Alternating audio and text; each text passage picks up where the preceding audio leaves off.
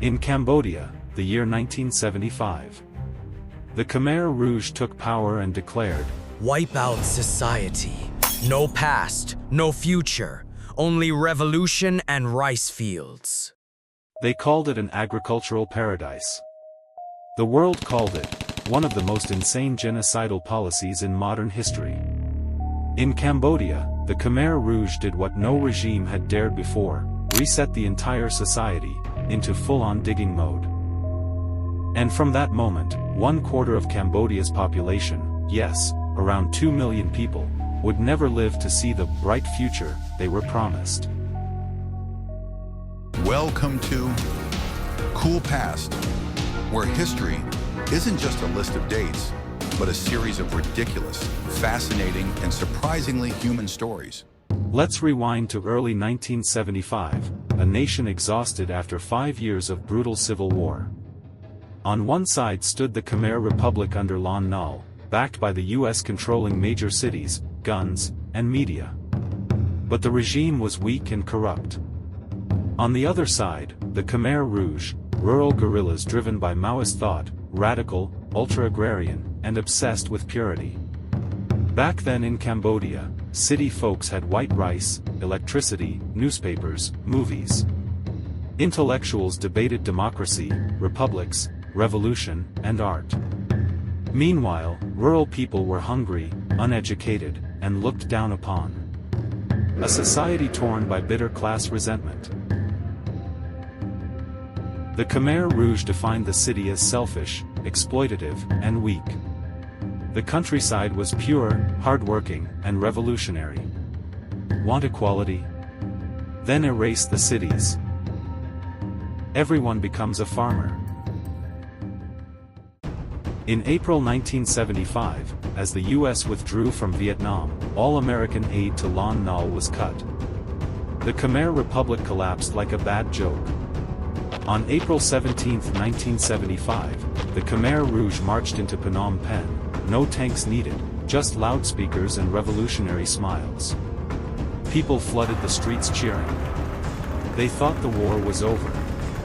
They believed they were being liberated. But what they didn't know was, the peace the Khmer Rouge brought had no place for cities, no place for books, no place for thinking human beings. The Khmer Rouge didn't claim to build Soviet-style or Vietnamese-style communism. Instead, they declared, build a pure agrarian society. No money, no markets, no intellectuals. No one is allowed to live in cities. The Khmer Rouge believed that all societal problems, poverty, injustice, war, stemmed from urban life. So they took the absolute path: erase all cities. Leave not a single brick of civilization. And so, less than 24 hours later, loudspeakers blared, all citizens must evacuate the cities immediately. Return to the countryside. To avoid American bombings. The people believed it.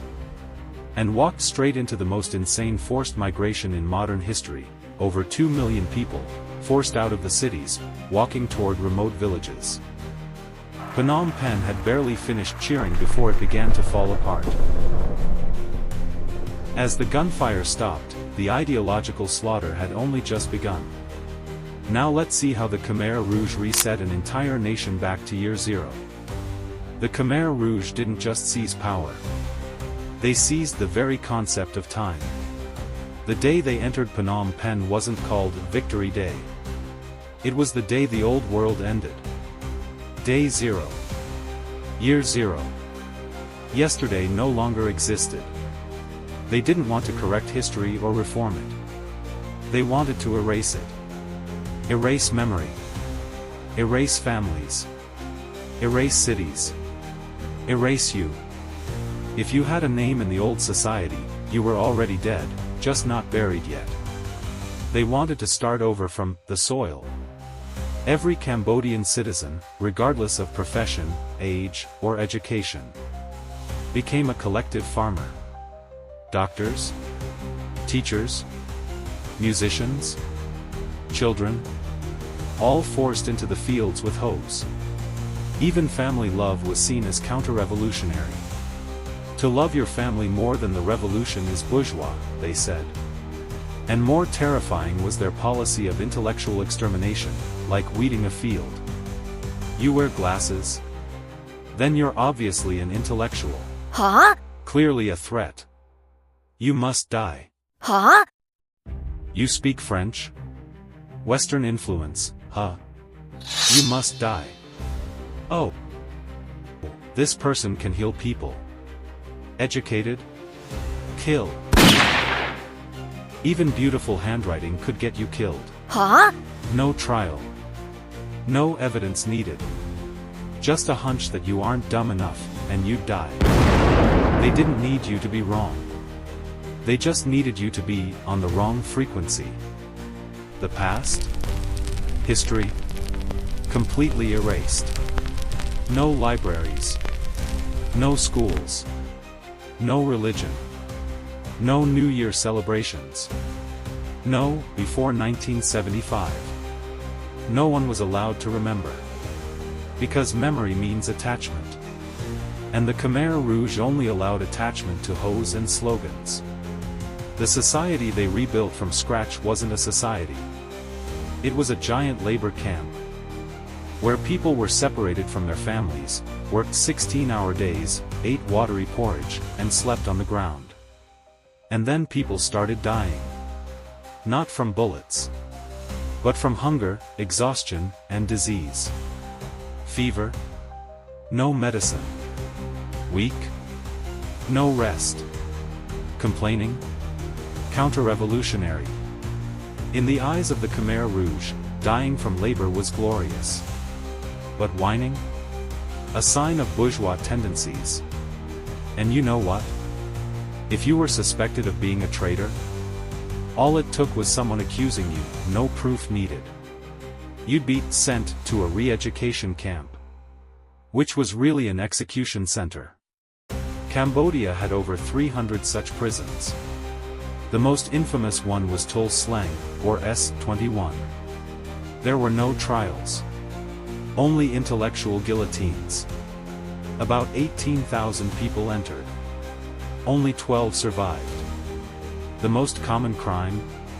Not believing in the revolution. You'd be stripped, photographed, logged. Then came torture. Beatings. Interrogation.